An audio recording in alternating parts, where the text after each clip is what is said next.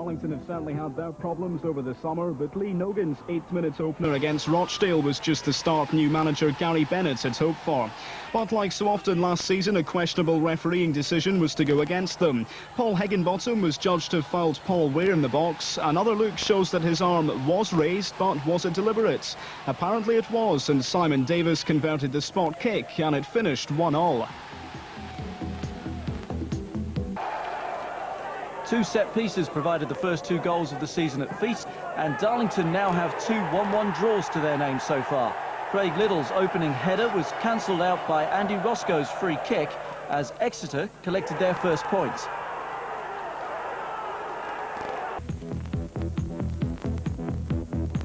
A good run in the worthy is what Darlington manager Gary Bennet hopes for, and the Quakers gave their First Division opponents a real scare at Feetham's last night. Former Newcastle midfielder Stuart Elliott put the home side in front from the penalty spot after just 15 minutes. But their joy was short-lived. 7 minutes later, another penalty, and Forrest equalised.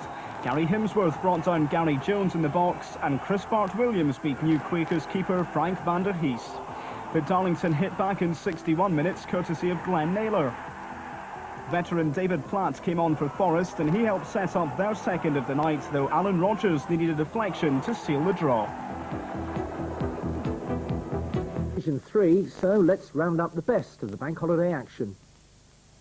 Gary Bennet will be hoping for a repeat performance tonight after his Darlington side picked up their first win on Saturday. The Quakers took the lead after 56 minutes against Southend, Craig Little with his second goal of the season. And 11 minutes later they were 2 up thanks to Lee Nogan. So it was 3 points instead of the usual 1 for Darlington. Hartlepool were... Sport now, and it's been a difficult summer for Darlington Football Club, but it looks like there may be some better times ahead, Simon. That's right, Pam. They're starting to look the part.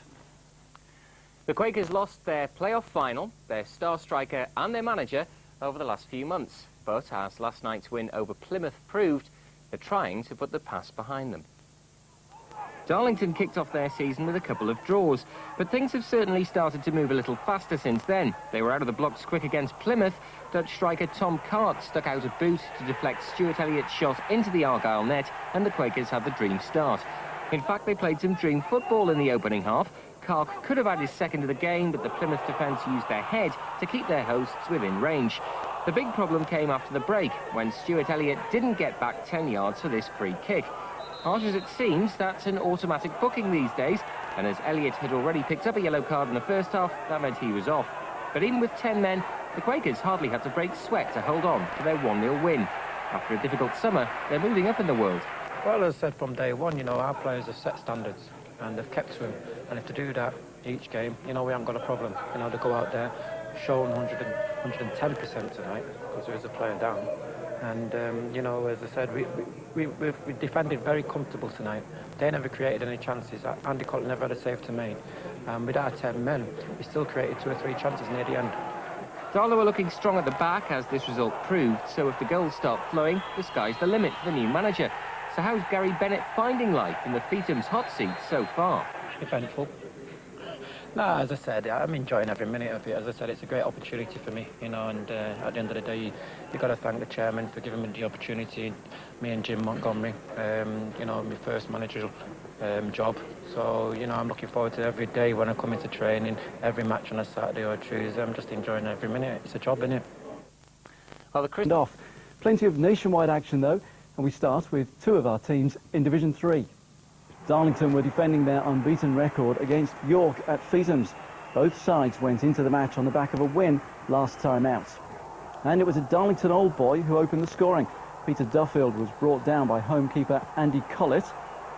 Duffield scored 12 goals for the Quakers last season. This time he put York City ahead from the spot. The lead only lasted 4 minutes, though, as Darlington hit back to level the scores. Anton Kark's second goal in a week came from Gary Himsworth's corner. So Darlington equalised. Tom Cark headed home Gary Himsworth's corner, and Feetham's was buzzing. Surprisingly, they were the only goals of the game. Martin Gray's stunning 30-yard strike was denied by the bar. Then, with the help of York's Mark Satori, Jesper Huworth nearly put Darlington ahead, but again the bar kept it out. There was more to come, though, as Gary Bennett's side pushed for the win. Glenn Naylor hit a superb volley, but York escaped again. That's a hat-trick for the bar, and the Minster men more than happy to leave with a point. Draw for the second round of the Worthington Cup was made last night, and Darlington with a surprise name in the hat. The Quakers made it through thanks to some genuine giant killing at Nottingham Forest. The first leg finished all square at Feetham's a fortnight ago, so no one gave third division Darlington too much chance at the City ground, especially when first division Nottingham Forest took an early lead through Stern John. Quakers fans must have feared the worst. But Gary Bennett's men had a few tricks up their sleeve on the night into the second half, and Darlington came up with a beautifully worked equaliser. Paul Campbell's header far too good for Dave Besant in the Forest goal. All of a sudden there was a right old game on. It was drifting towards extra time when the home side raised the white flag. There was absolutely no danger for Forrest when Besant got the ball at his feet, but one scuffed clearance later and the Quakers were heading for the next round. Quick thinking from Stuart Elliott left the goalkeeper with too much ground to make up. There was no way back for Forrest. Darlington had pulled off a famous victory, 2-1 on the night, 3-2 on aggregate. And the Quakers got their award when the draw for the second round was made. They take on Premiership side Bradford City with the first leg to be played at Feetham's. Disappointment for Darlington when they travelled to Shrewsbury, who were looking for their second North East scalp after beating Hartlepool last week. Ex-Sunderland winger Sam Easton was fouled in the box, and veteran Nigel Jemson slotted home the spot kick after 20 minutes. Darlington suffering their first defeat of the season. Darlington fans had to travel 4 hours for their league clash against Cheltenham. The Quakers could have gone in front when Richard Walker handled in the box, but Lee Nogan's spot kick was poorly struck.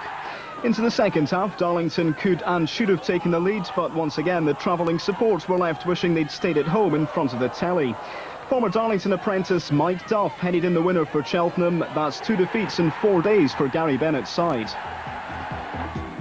And sporting action in just a moment. But first, a millionaire businessman has been celebrating. Yes, the council has confirmed the completion of a deal to sell the site of a controversial new stadium to Darlington Football Club chairman George Reynolds had been completed.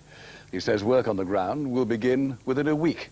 But as Luke Casey reports, not everybody is over the moon about the project. It's just over a year since chipboard millionaire George Reynolds applied for permission to build his new stadium on this site in Neasham Road. With 25,000 seats, it would replace Feetham's, the present home of Darlington Football Club. Only 8,000 can squeeze in here, not nearly enough to fulfil the chairman's dream of taking the club to huge success. The Neasham Road site was owned by the council, but today it became the property of Mr. Reynolds. I'm delighted for the fans and all, because over many, many years they've never had a good deal down, you know, and we'll try and break the jinx and get the new stadium up and get us into that second division and up that ladder, and that's what I'd like to see. But not everybody was celebrating. The stadium has been opposed by travellers on a nearby caravan site, as well as local residents. Today they said they would keep up their fight against it, and may even take the case to the European Court of Human Rights. But Mr. Reynolds is unmoved. The same people who's objecting were the same people who object against the caravan site. So what's happened is these people, they object about the stadium, but before that they object about the caravan site being there. They didn't want the gypsies there. And now they've closed ranks and objecting against this. Now, with the land in his possession, he says contractors will be moving on to the site within a week. This will be the best ever. It won't be the biggest, but it'll definitely be the best. It'll compete with the Stadium Light or any one of them. We'll put the finishing touches this good and proper, because I always do things right. The council says the new stadium will generate lots of new revenue for the town. Building work could take up to 2 years, but Mr. Reynolds says he'd like to see it finished in a year to 15 months. Luke Casey, North East Tonight, Darlington. Well, now Unbeaten at Feetham's this season, Darlington were out to maintain their impressive home form despite 2 successive defeats last week. And Paul Campbell put the Quakers ahead after 10 minutes. Into the second half, Gary Bennett's side cleared Barnett's only serious chance, and the home fans had every right to cheer. Darlington could have finished 2-0 winners, a convincing performance all the same. Bring on Bradford. In front then, but there's a massive task ahead of Darlington. The Quakers pulled off one of the best results of round 1 when they knocked out Nottingham Forest. Well, now they've got it all to do against Premier League Bradford City. Third division against the Premiership. What this needed was a leveller. Floods of rain and the Feetham's pitch almost did the job. An early goal by Darlington would have rocked Bradford. Paul Heckingbottom was a key player in a well-worked move, but his disappointing finish was well saved, and the Quakers' best chance had gone. Bradford got into their stride late in the first half. In fact, the breakthrough came seconds before the interval. A rare passing move in the conditions. Gareth Wally with a precise finish. So 1-0 down, Darlington had 45 minutes left to make home advantage count, but this wasn't their night. Lee Nogan's looping header was agonisingly close. It stayed 1-0, thanks mainly to Darlington keeper Andy Collett. Twice he denied Bradford's Ashley Ward to keep the Quakers in the tie. Darlington now have to win in the second leg at Bradford next week, but don't write them off, because that's what they did against Nottingham Forest in round 1. We're still in the game, really. As I said, I was disappointed with the goal that we let in, but our overall performance was very good. You know, we created a lot of chances, especially in the second half, and if one of them would have gone in, then obviously we would have gone down there on level terms. I think the good thing there was that Neil Aspin in the second half didn't come out and hit long straight balls, and they managed to get the ball out to little Richard Hodgson and to Mark Angel, and that's where the build-up came from, certainly for this goal here. It was a great finish that by Lee Nogan, because his touch was perfect, and a good lay-off by Richard Hodgson as well, and that's how Darlington got back into the game, because of the two wide men. It's one of the new faces, Hodgson, but not a relation, that's clear. Not at all. Same similarities, he's quick, great technique, and touch, makes a good pass. Hodgie would have shot from there, don't worry about that. Unfortunately, I wouldn't have. So there is a lot of... Darlington's Worthington Cup adventure came to a spectacular end at Bradford last night. Quakers fans may wish to look away now. Darlington needed a miracle at Valley Parade last night, but it took less than 10 minutes for everyone to realise that miracles were not on the agenda, because Bradford were 3-0 up by then. Gareth Wally fired the first. That was a good finish, and there was nothing wrong with goal number 2 either. Dean Winders heading in off the post, and the Quakers were getting that sinking feeling. 2 good goals so far, but then Darlow started chucking them away. Adam Reid's back pass was comically short, and Benito Carbone nipped in to score at the second attempt. Game over, tie over, scoring definitely not over. There was a clear half hour before the Quakers' defence offered up the next sacrifice. Carl Pepper's header lacked the necessary spice, and Carbone took advantage again to make the half-time score 4-0. Bradford weren't finished though. Oh no, they were enjoying a night away from their Premiership struggles, and Dean Winders was clearly enjoying the freedom as he lashed in the goal of the night. But there's one thing to bear in mind while watching this carnage. Gary Bennet chose to give some of Darlington's younger players a chance. One of the few regulars who got a game was Stuart Elliott, and he got a goal back. There was even a fleeting thought of the most amazing comeback in football history when Mark Angel arrived right on time to bundle in the Quakers' second goal. Sadly, that just made Bradford flex their muscles again, and after an almighty scramble in the Darlington penalty area, Gareth Grant chopped home number 6 for the home side. They could even afford to miss a penalty. Carbone denied his hat-trick by a very good save from Andy Collett. But Darlow's unlucky goalkeeper was beaten once more by a glancing header from Gunnar Haller. Bradford won 7-2 on the night and 8-2 on aggregate. But fair play to the Quakers. When they go down in flames. Over at Feetham's, Darlington were looking to recover from their Worthington Cup humiliation against Bradford.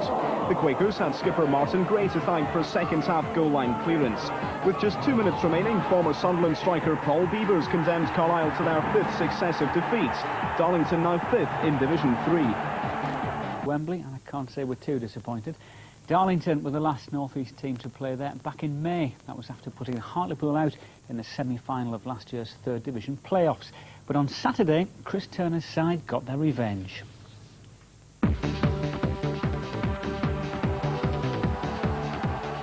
Forget about Wembley. The message from Victoria Park was clear. More than 3,000 fans braved the rain for the big derby match. Old Sunderland colleagues Gary Bennet and Chris Turner went head-to-head. Commentary from Roger Thames. Great little up impressively then. Couldn't get to that second one. Reynolds left that one short. Henderson is in there for the first goal. 10 minutes gone. It's Kevin Henderson, 6th of the season. And Reid's pass was left short. But this is Knowles as Hartlepool look to press forward again, trying to get around the back door. Miller shoots, Collett blocks it. Lauder is in there. Miller was in there again. And finally it's Sperovic who puts it wide. Amazing escape for Darlington. Now Aspin is chasing. Sperovic is away and through here. Chance for a second. Collett blocks him. Collett can't get to it again. Sperovic challenging. This time it's Miller. And that's the second goal for Hartlepool.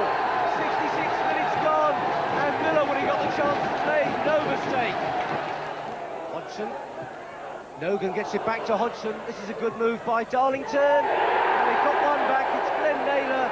Just over a minute to go. Nice work by Hodgson. A simple tap in, but is it all too much for Darlington to do now? Seconds remaining. Darlington with the initiative. The final whistle goes.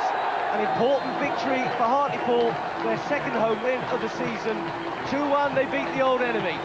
I'm working hard, so's Colin West and Martin Scott, who's now on board with us, and we're turning this football club around, and we hope that we can continue with our home form and start to continue the continuation of good away results. I think maybe a draw was a fair result. We came back in it, a goal which we created, you know, was good movement from us. But as I said, it was far too late. Back to winning ways and still unbeaten at home. Darlington dismissed Torquay with a goal in each half at Feetham's. Stuart Elliott's shot was turned in by Glenn Naylor for the opener after 4 minutes.